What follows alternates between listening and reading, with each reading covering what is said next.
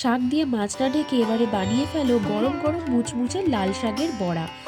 Super tasty আর super crispy বড়াটা বানাতেও কিন্তু ভীষণ সহজ। রান্না হলো লাল শাকের বড়া। প্রথমে নিচ্ছি লাল শাক, এরপর নেব আদা বাটা, এরপর রসুন বাটা, এরপর কাঁচা লঙ্কা কুচি,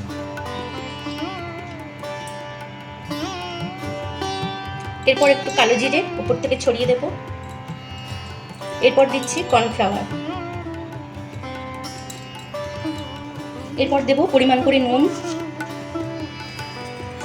এরপর দেবো একটু সামান্য চিনি, শাক ভাজা বা এরপর দেবো বেসন।